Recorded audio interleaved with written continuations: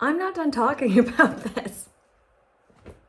Ursula K. Le Guin once wrote that she wasn't writing the future in her book. She wasn't writing for the future. She wasn't even speculating on the future. She was taking ideas and concepts and questions that she had in the here and now and using fiction to explore them, to play out the thought experiment of them. I think that's what all good science and speculative fiction does. It posits questions and ideas that matter in the context of the era in which that media is created. And good science and speculative fiction transcends the era in which it was created. It is able to be applied to multiple audiences, multiple times, to absorb new context and new information. And so, for me, in the year of Our Lady Beyonce 2025, Alien Earth is a show about AI. Or it could have been. And it should have been if it were better and braver. Fundamentally, the ethical questions raised by a new emergent technology are built into the premise of the show. And one of my stated frustrations with the show is that it doesn't really contend with any of the questions that its premises raises or the posits that it sets on the table. It throws out these possibly really big and interesting and good ideas and then just does nothing with them.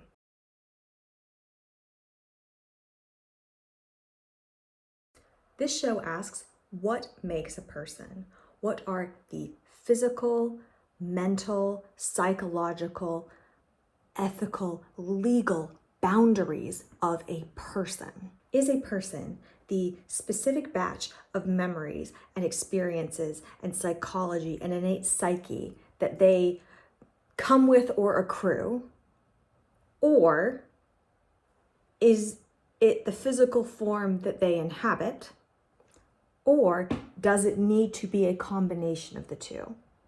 Because if you answer yes to any of those, they have interesting and different implications. If the human consciousness in question is that human, does it matter that the body it inhabits is synthetic? Does the synthetic nature of their body mean that they can be legally owned in some way? Because if a human person is based on consciousness, then it theoretically shouldn't matter what physical body they inhabit if the basis of their personhood is psychological, if it is intellectual, if it is mental, the physical body doesn't matter. Because if being human or being a person is fundamentally psychological in nature, if it is that consciousness, then it doesn't really matter that the body that that person inhabits is synthetic.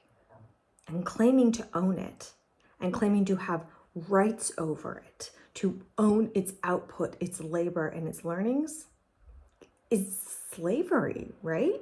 Alternatively, if what makes someone a person is the fact of their embodiment, same question. Can you own them just because their consciousness entered into that body through artificial means? See what I mean? Either way, you posit that. If you answer yes to either of those questions, at some point you have to contend with the reality of this show, is that whether or not you think that personhood comes from, mental, psyche, whatever, or if it comes from the process of being bodied, it doesn't really matter if the practical outcome either way is that that person is being owned, is being controlled, is being acted upon in some way. One of the fundamental questions the show asks is, can you own a person through some means? It might not look like chattel slavery. It might look more like intellectual property. It may look more like IP, but can you own a person? Because if so, aren't you saying yes to slavery? In the world of this show, personhood becomes IP, which can be owned and exploited by companies that are functional governments. That is a fascinating idea and exactly what I want current science and speculative fiction to be exploring and contending with and asking big philosophical and ethical questions around. That is a timely discussion to be having right now, especially in the context of companies hoovering up whole things of IP to try and sell back to us. I mean, AI is she is the moment. You know, that is the thing we are talking about right now. That is the next, or it's posited to be, the next big technological breakthrough which will fundamentally shape our society. Now, let's be clear. Let's set out some terms. AI is hilariously misnamed. It's not intelligent. It's not conscious. It's not autonomous. It's just not. And even the creator of it has disavowed it because he's acknowledged that it was more of a marketing device than anything else when he created it. So in that sense, you know, good job, you did it. But also, we're now having to deal with fundamental misunderstandings of what the technology is at time of recording. It is not intelligent. It is not autonomous. It is not generative. But it is important to note that that is the stated goal of the technology and the investment and the research and the development of it as a technology. The stated goal is to make a technology which is fundamentally human in its ability to synthesize information. It's to incorporate new information and knowledge, to adapt, to learn, to grow, to develop in the same way and on par with an actual organic human. Functionally, the business model depends ultimately on the technology being able to produce outcomes that are economically identical to humans, i.e., that can replace, you know, more expensive human labor. That's the business model. That's what this is gearing towards. Again, from a purely economic perspective, that's what AI and current research and development is trying to do. Now, I say that glibly, but let's take this premise at its core very seriously. The goal of this research and development is to make something that is fundamentally, essentially human without the physical body. You want all the consciousness, all the creativity, all of the learning without the messiness of embodiment. Now, if that were achievable, and to be abundantly clear, it's not with any of the current technologies that we have, and there's nothing within the breakthroughs on the horizon that makes this possible. Like, I want to be clear about this because there's so much hype about AI at the moment, and it frustrates me. So, if that were achievable, to essentially, at its boiled down basics, the creation of a human intellect without the physical body, if that were achievable, did you just make a person? Disembodied perhaps, but in all of the fundamental ways, did you just make a person? Legally? Ethically? Morally?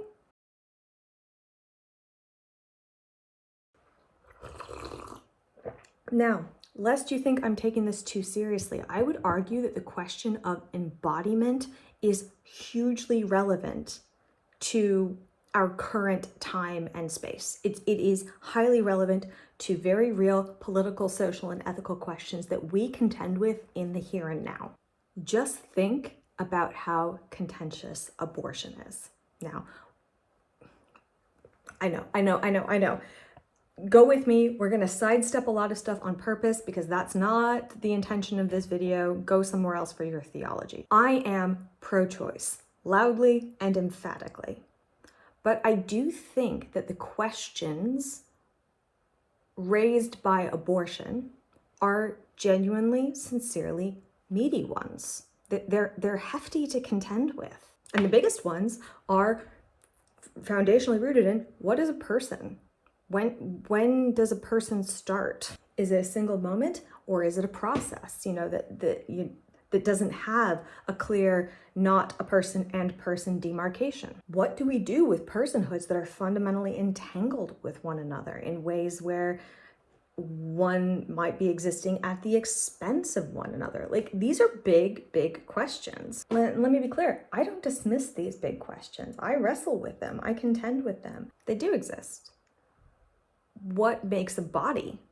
When does a person have a body? When don't they have a body? What are the minimum required characteristics of a body to be considered a person? These are big questions. Now let's stay in this realm, but flip it a little bit, shall we? Let's talk about brain death. If a person is brain dead, in as far as all of our science and technology can tell us, are they still a person? If so, what are the genuinely meaty ethical choices of something like turning off life support or organ harvesting? On the flip side, what are the ethical considerations about keeping a person alive if their consciousness is nowhere to be seen, if it's gone, if we are confident that it's gone, that that person is no longer a consciousness but is only a body, but that body is still going, is it still a person? What are our obligations then to that body or that person? I think of things like organ donation, where the notion of consent is paramount, even when someone is brain dead. If they haven't given consent for their body to be used in a way, doctors can't touch it. And I think that that's right. But again, if their consciousness is flown, we are still primed to treat them as a person because the fact of their body means something to us. It forces us psychologically, evolutionary, who knows, to engage with their personhood in a very specific way. So again, these are just two examples, but I believe that in our present society, again, year of Beyonce 2025, we contend with this question of what makes a person, what are the definitional boundaries of them, and what is the mix between consciousness and physicality that is required to make someone that we recognize as a person, and then prompts questions of what personhood entitles that being to legally, morally, ethically. These are not questions for the future. These are questions that we deal with right now. And again, there's a lot that I like about Alien Earth. And one of the things that I like is that it puts this question on the table. What is a person? Are these characters, particularly these synthetic hybrids, are they people? On what basis are they people? I personally think we can and should be asking all of those same questions, at least theoretically, about AI. And, therefore, a piece of media that explores those questions would be really, really timely and relevant. Does consciousness make a person? In Alien Earth, if yes, what does it mean then that consciousness has been turned into IP which can be owned? If yes, what are the obligations that the rest of society has to those beings if they are people? What kind of care do they deserve? How important is consent to their experience? Is this kind of tech even ethical in the first place? Again, if you're taking humans out of organic matter, the thing that historically binds us, and putting it in another form, is that even an ethical thing to be doing? Now, if consciousness doesn't make a person, if consciousness does not define personhood, are all of these characters that we're seeing just machines? Are they just computer programs? Because if they are, is the tech that the Prodigy Corporation is developing to sell as a product to other people fundamentally fraudulent? Remember, they're selling immortality, but if your consciousness isn't actually you anymore, if it's just, a lift and shift and you've become a computer program, are you still alive? Do you still exist? Are you still a person? If no, consciousness doesn't make a person, is owning a being with consciousness okay? If no, what are the limitations of what we can or can't do to beings like this? All of this is explored in the show. And again, I think using science fiction as a medium to explore our moment, I genuinely think that we can and should be asking these kinds of questions of the hype and narrative around AI. Because again, even if the PR is not actually matched by the technology, we should interrogate the intended and stated goals and claims of the technology pretty seriously.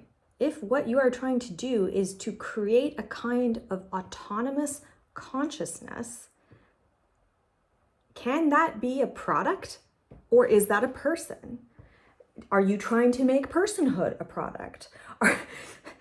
What do you mean if you've created autonomous consciousness, but they can't own or contain their own labor? Have you just fundamentally created slavery? It just looks different now. Like, these are all of the questions that the foundational premises of this show raises to me. I want to go more into the two specific case studies that I mentioned last time, because for me, they are the yin and yang of this question of this show. They are the meat of this show. And I think that because I was, just working off the cuff last time, I've undersold the questions that I think these characters and these subplots raise.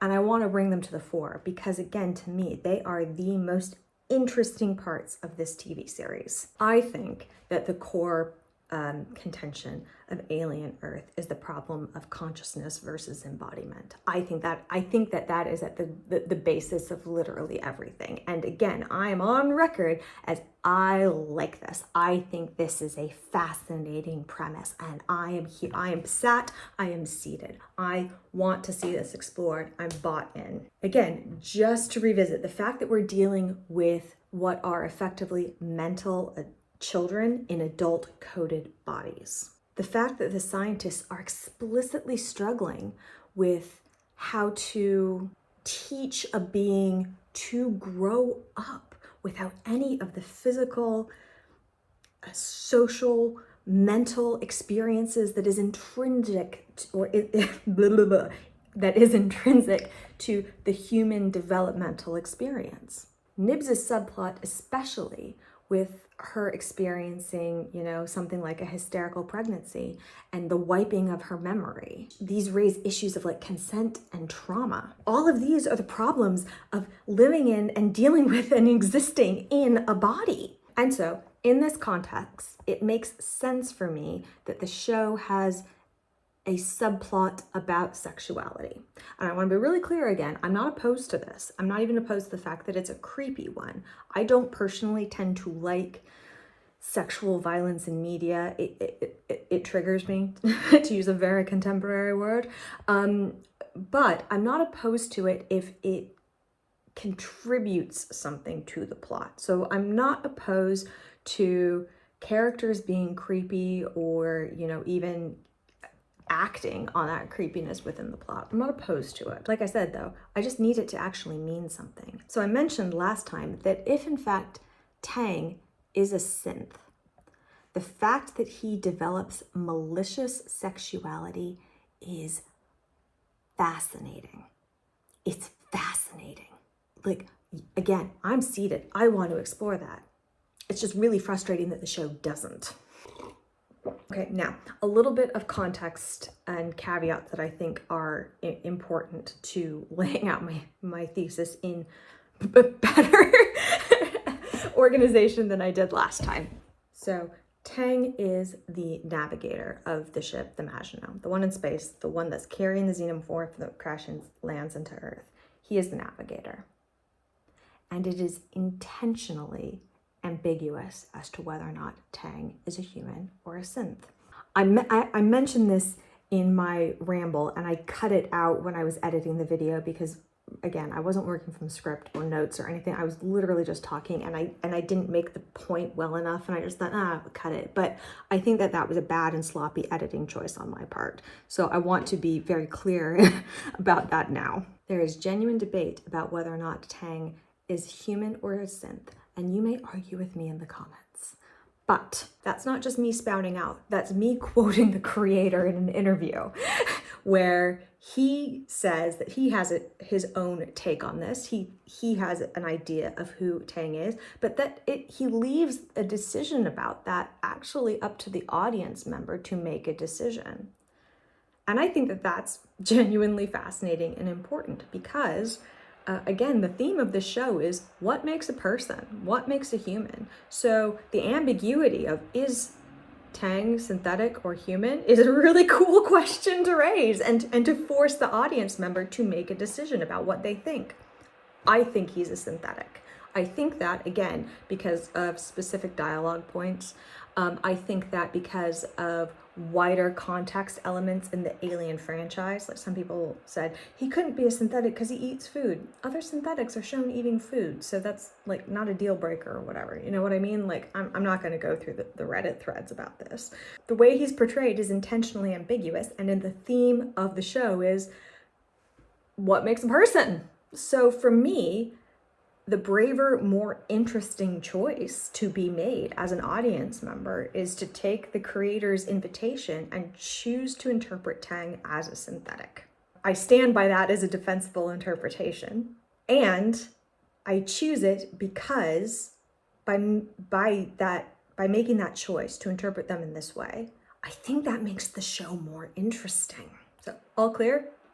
Caveats in place? Good? Good. Onwards. So if we lean into the interpretation that Teng is a synthetic, in the context of this universe and this show, what questions does that raise? Is sexuality or desire a condition of the mind or the body, or both? In this universe, do you even need a physical body to experience sexuality or desire? If human consciousness can exist independently from an organic body, do you need a body to actually experience those things? Can you commit sexual acts or have sexual emotions or feelings or desires without a physical organic body? If you do have a synthetic body, what might sexual desire look like if you inject legitimate, real human consciousness into it? You know, when it comes to the hybrids, given that there's like a whole element of them still needing to develop as a person, if they don't have the physical parts, the hormones, the growth spurts, whatever, but they do have the brain, are they going to develop any kind of sexual desire or sexual identity?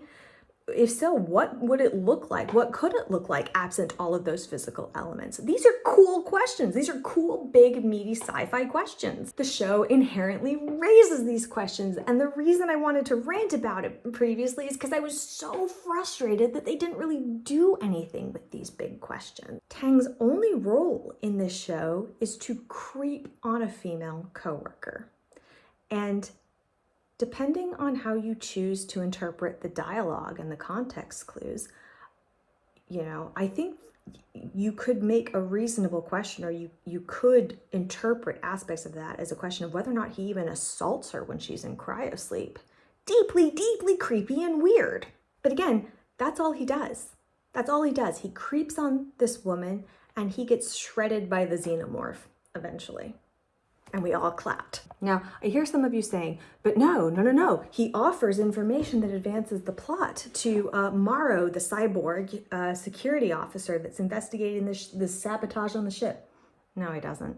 The information that Teng reveals to the character of Morrow, the security officer and one of the main protagonists of the show, is information that Morrow could feasibly have obtained other ways. Like, we specifically see him reviewing security footage. Like, he could feasibly have seen the saboteur exiting his cryo chamber and going off and committing the sabotage. We didn't need Teng to be the one to reveal this.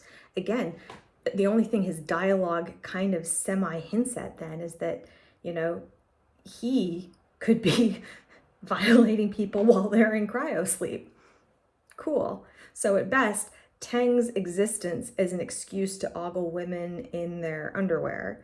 And at worst, his character does sex crimes for no reason because he isn't actually necessary to the advancement of the plot. The plot could have reasonably progressed without his existence. And that's just, what a waste of an interesting idea. The interest raised by his character is not just that if you interpret him as synthetic, is not just that he's manifesting sexual desire, it's that he's manifesting malicious sexual desire. I'm so specifically interested in the maliciousness of Teng's character.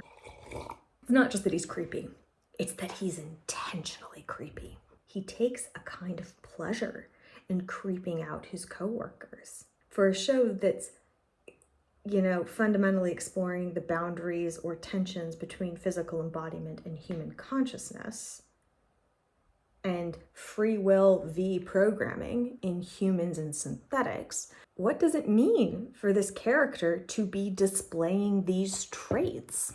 How would a being like this develop these traits? I want to see that story. In the Aliens franchise, we see synthetics acting I'm going to say maliciously.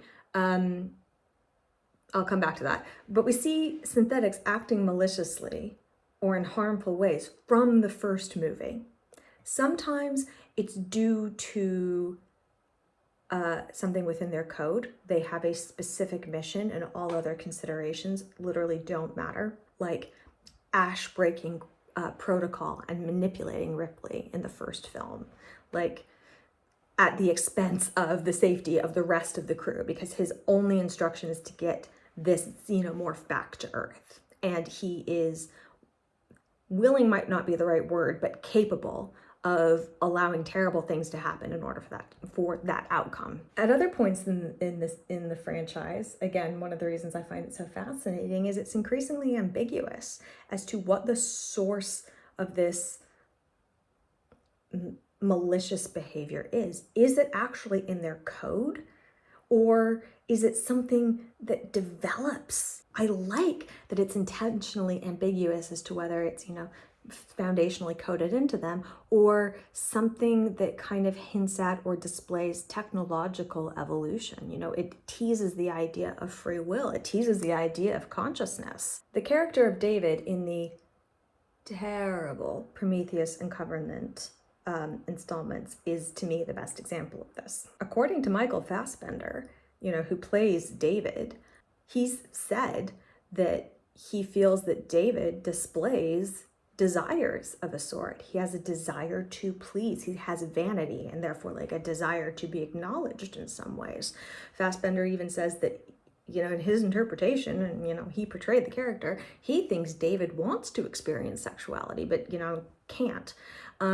David has an innate desire to create organic life, and that, sets off his own plots. It's ambiguous where malice can come from. Is it, we know that malice and harm are things that these beings are capable of. The question for synthetics is where it originates. This is present in Alien Earth. I think we see this in the character of Kirsch, who is a synthetic and is the head scientist for the Prodigy Corporation, working for Boy Cavalier. We see him allowing harmful things to happen throughout this series, and I think that's really interesting. I said that I liked Timothy Oliphant's performance because I didn't find it bland, even though I did find it, very robotic in a good way, contained. He's not and has never been a human, and he therefore doesn't act like one. He's just different from the rest of people. And the way that he's played, even though he is synthetic, at really key points in the story, he seems to exhibit specific choices. The best example to me of Kirsch's capacity for malice is in the thing I ranted about last time, the idiot plot related to the child Isaac. We see Kirsch specifically brief effectively his protege in good laboratory science behaviors, right? We see that happen. And then we see Kirsch watch Isaac screw up his instructions in real time, break protocol in ways that lead to his very gruesome death. Kirsch doesn't intervene. He doesn't alert anyone to this. He just observes this happening for his own reasons. Is it curiosity because he's a scientist? Is it empathy with a caged creature that he's been studying and finds compelling and intriguing? Is it creeping resentment for his boss, who has continuously annoyed him by failing to take any of his advice seriously at any point in the series? Unclear! But we know about this character that he is perfectly willing to let his young protege die a gruesome death, which I don't think can be justified in any way. Interesting. So again, I would posit malice/harm by synths, canonically possible in this universe and established in this show. Prometheus and Covenant were bad movies, but they raised the idea of a synthetic being a prototype without all of the bugs worked out, without all of the implications of the technology haven't been worked through by its creators yet. What this means for those movies is that the character David takes some of his original instructions and synthesizes them and develops them and internalizes them in ways that result in an obsession with creation, in developing organic life. And what that leads him to do with that urge is, what ensues. I think that's so genuinely philosophically interesting. So, in the context of this world, in the context of this universe then, and going back to Teng, I would have loved to see a more meaningful explanation and exploration of what line of code, what glitch, put a pin in that, what instruction he would have been given that would allow him as a synth to develop these negative traits and characteristics. And I'm just so annoyed that the show itself is so uninterested in that question. On the flip side, Nibs. Nibs's experience is not sexual or sexualized in the way that Teng's is. Her subplot is not a story about sex, but it is a story about biology. If Teng's plot asks, do you need human consciousness to be a person, or can you act in ways, especially evil and harmful ones, that we only really associate with free will and personhood absent that conscious? Nibs' story is the inversion of that. Nibs's plot asks, do we need an organic body that is capable of all of the things we expect of an organic body in order to be considered and treated as a person? Teng asks, what would synthetic intelligence, developing under its own power look like? And, does that create some kind of a person? Nibs is only human consciousness in a synthetic body. Human consciousness has wired within it, things like logic and reason, but it also has things like animal urges, the desire to procreate or the desire to parent. It includes the capacity to be traumatized, to be psychologically harmed. The human psyche and personality is a mysterious thing, and we don't actually understand it yet. Like, even in 2025, with all of our scientific breakthroughs, we still don't really have a thorough understanding of how a human psyche develops, created, works, and malfunctions in different ways. Anyone who says that we do is lying to you. So, like the idea of Teng, a synthetic, developing malicious sexual desires at odds with his own physical nature, I would have loved for this show to delve deeply into what a hysterical pregnancy or similar psychosis means for the context of an actual human psyche being involved, but in a synthetic body. If your brain and personality are authentically human, can they still malfunction in all of the ways that a human's personality can malfunction even when they're put into a synthetic body? Depression, obsessive fixation, breaks with reality. These are all things that the human psyche and psychology experiences. So if you've uploaded them from an organic body into a synthetic one, do all of those problems come with it potentially? This show seems to posit, yes, the frailties of human psyche clearly transfer when they're uploaded into Nibs's new body. But once she is in a synthetic body, these human psychological problems are treated as mechanical malfunctions. Somehow, in downloading her psyche into a synthetic body, she has become less of a person somehow to the Prodigy Corporation, to Boy Cavalier. The fact that her body is synthetic makes her more of a program than it does a person.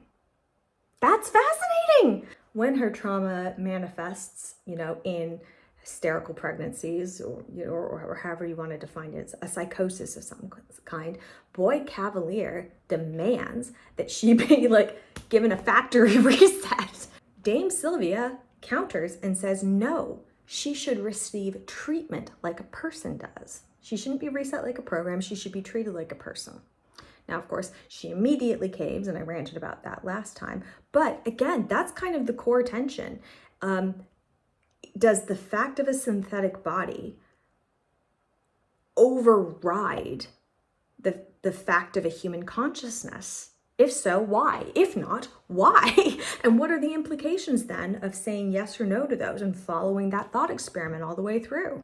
Wendy is the main character, I know, but to me, Nibs is the most interesting of the Lost Boys. She is the one who experiences most the themes of this show.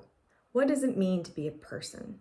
Does your human consciousness mean that you are entitled to and should receive certain protections, certain considerations, that you have things like autonomy, that things like consent matter to what happens to you in your experience? Or does your synthetic body mean that in spite of your free will, you can be acted upon by other forces?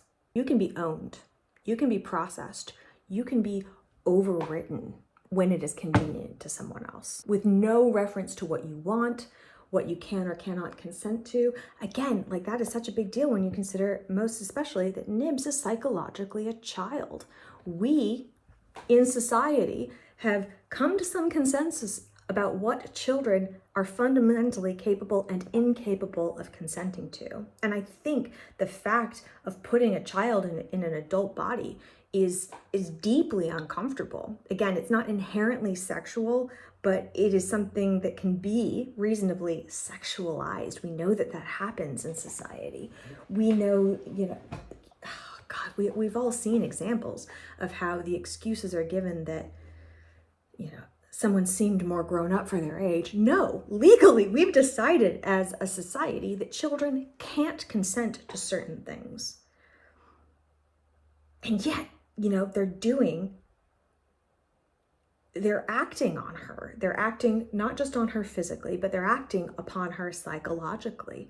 What are or should be the limitations for something like that? That is such an interesting question to ask and to put in tension with the realities of a more adult physical body. Again, I think this character raises some amazingly complicated and meaty questions, and the show just doesn't seem interested in. And I think that this is because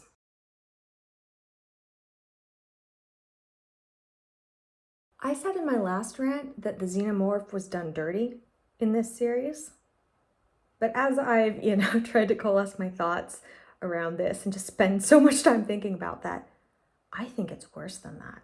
I think that the Xenomorph fundamentally in this series is basically a MacGuffin. It's an inciting incident for the rest of the plot to happen. But the more I think about it, the questions raised, the meaty topics that can or should have been explored, the way that the world is used, I don't think this needed to be an Alien series.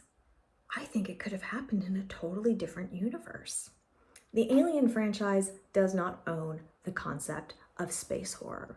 It does not own the concept of malicious or malignant aliens coming to invading Earth and causing havoc. It doesn't own the concept of robotic or cyborg people. It doesn't own the concept even of AI. It doesn't own the concept of tension between the psyche and the body. It just doesn't. You could have made a series that explores the tension between the conscious and the body. I mean, Westworld. It started good, but even things like Severance explores this in some ways. Severance is ongoing. These questions are foundational in all of Gene Roddenberry's work in developing the Star Trek universe. Like the question of what makes and defines a human stroke person is the question that Gene Roddenberry himself was famously most interested in and used, his sci-fi world building to explore. Like that, what is a person is a deep philosophical, scientific, ethical, moral. It is a conundrum that we are struggling with today and that we can and should be struggling with whenever new concepts or new technologies or new economic orders or what have you, whenever there is change, we have to revisit the question of what are the boundaries of and the definitions of and the makeup of a person. How does that need to be evaluated or reevaluated? What are the implications of that? What is the basis of personhood? When we get more information, how do we incorporate that into our worldview? That's what I want science fiction to be doing. And I think this show could have done it if it wasn't bound to an IP that it seemed kind of uninterested in the more that I think about it. The most interesting aliens in this series are not the Xenomorphs. They're just not. Like, the best alien in this series is the little eyeball octopus. What a diva. I love her. But like that was the alien life form that I think the majority of the audience, from what I can tell based on the discourse, thought was the most interesting alien character. So yeah, the most interesting aliens in this series is not the canonical big bad. It's the new guys. I mentioned being frustrated by this as well, but like, the first Xenomorph is killed like almost instantly. I think in episode 2.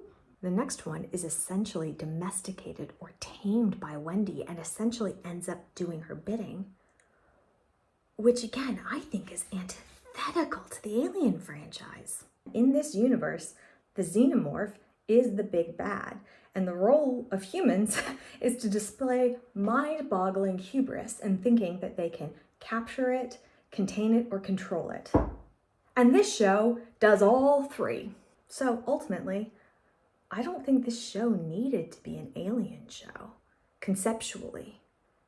But unfortunately, I suspect that the only reason it got made is because it was pitched as part of the Alien franchise. Corporate Hollywood at the moment doesn't want to make a lot of new stuff. They want to milk as much money out of existing IP as they possibly can. Which, to bring this full circle, is I think a really interesting metaphor for AI. Bringing all of this back to the idea of science fiction as a medium for contending with the human condition here in reality, I think this show could have been a really great piece of science fiction and a really great medium for contending with some really big questions raised by AI. Right now, AI is the thing that we're talking about. It's the thing that we're wrestling with as the new big incoming, technological change, again, according to the PR. The technical questions that AI research and development are trying to answer, the problem they are trying to solve, boil down to what about human labor, intellect, creativity, consciousness can be artificially synthesized. I personally find that a lot of the philosophical and ethical questions around AI are taking a back seat when compared to the speculative profit and the business models and, the blah, blah, blah. And to be clear, that's a much more pressing issue, and we should be focused on that. But I also think that we as a society should be contending a lot more than we are about the ethical questions and considerations for the claims of AI instead of just surrendering to the slop of it all.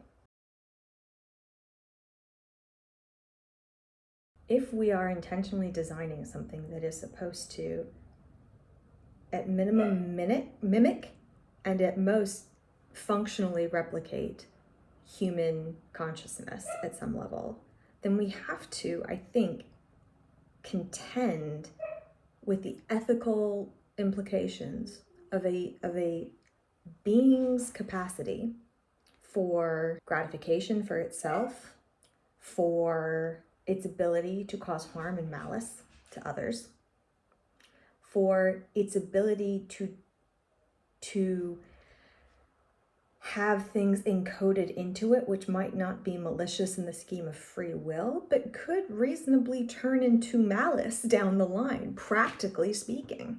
We need to be asking if free will is required to cause harm. We need to be asking, what are the implications of encoding things like desires or gratification? What are the implications of creating effectively a human level consciousness but refusing to embody it? Is that ethical? Should we be doing that? What is AI as a technology doing to us its creators. Again, subtext of the show is how humans respond to the technologies that they create and bring into the world. We have early case studies of AI causing real damage. We have early case studies now of, what's been termed AI psychosis, which is because it mimics human behaviors so well. The people engaging with it think it's conscious, think it's a conscious autonomous entity, and they spiral out of it. We have examples of people engaging with it in new technology in ways that causes genuine neurological damage and trauma that enables them to divorce themselves from reality. We have some truly horrific early stories of people who engage with this new technology and are groomed into self-harm or suicide because of it. The technology in question here does not have free will. It does not have consciousness. It does not have autonomy. No free will is required, but still is producing some really, really dangerous and, I would say, malicious outcomes. And that's before you actually make the technology do what people say they're trying to do with it, which is synthesize consciousness. Malfunctions happen with technology, especially to new technology, whether by omission or commission. There are always unintended consequences.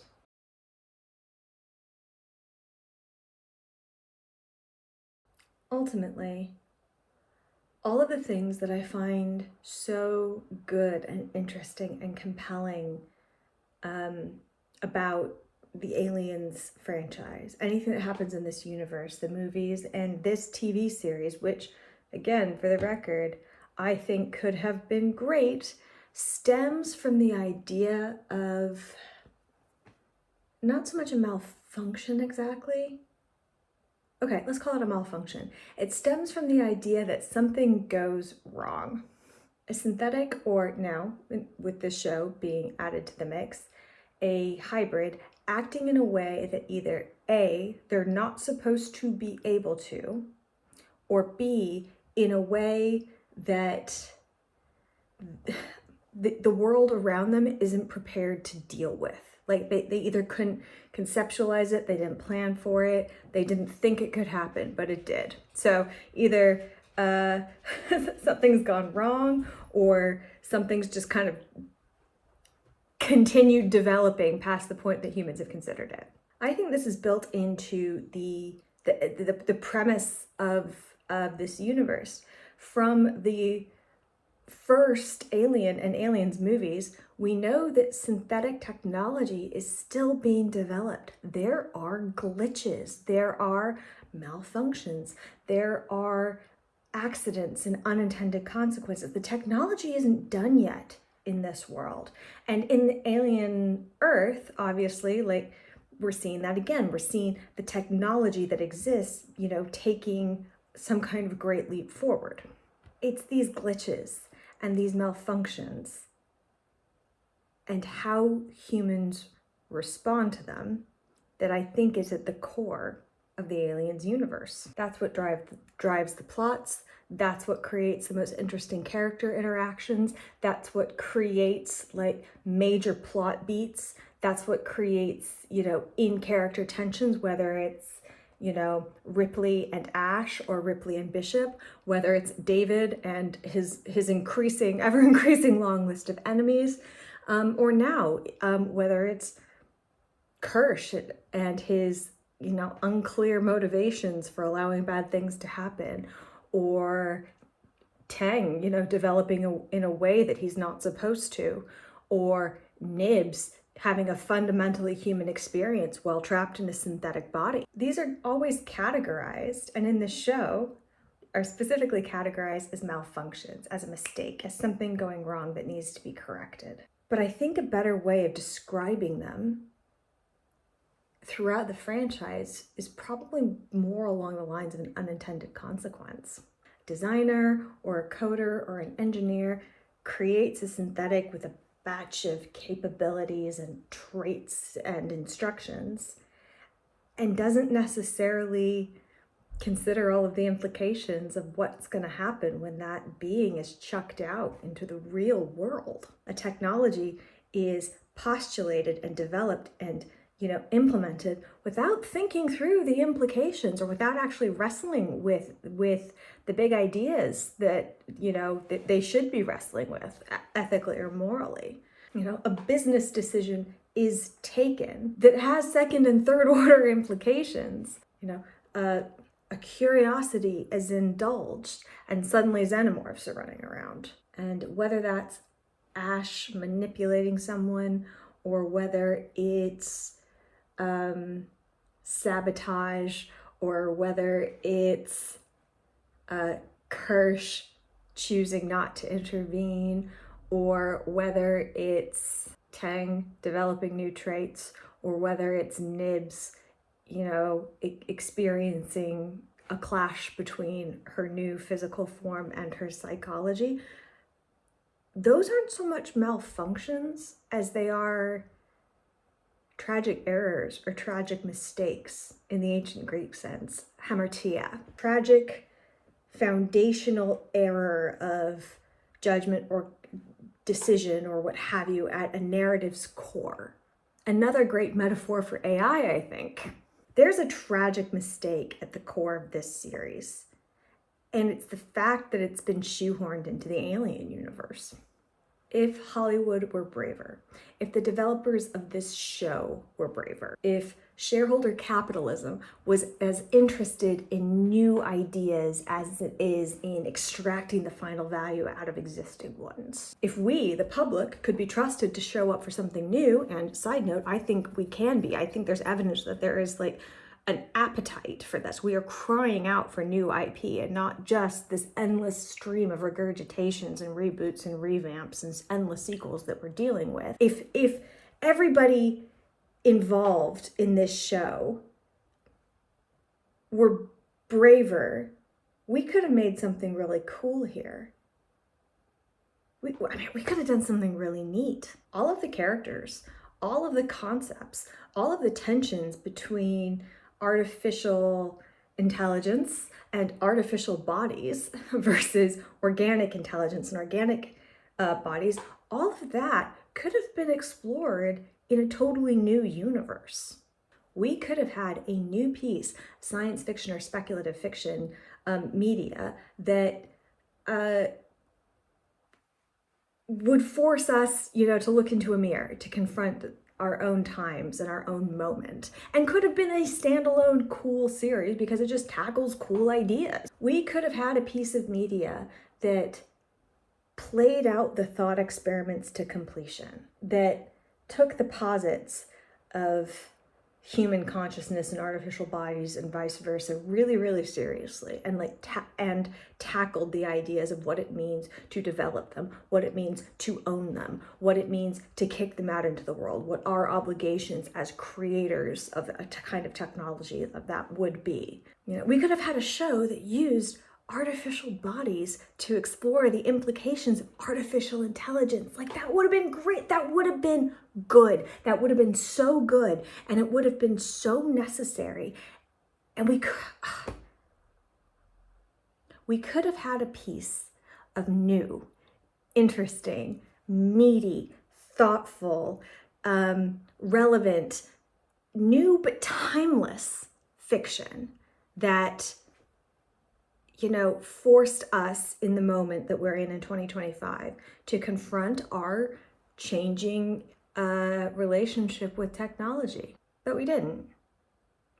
We got a mediocre show fueled by idiot plots based on unexplored ideas and no payoff to any of the big questions that it poses.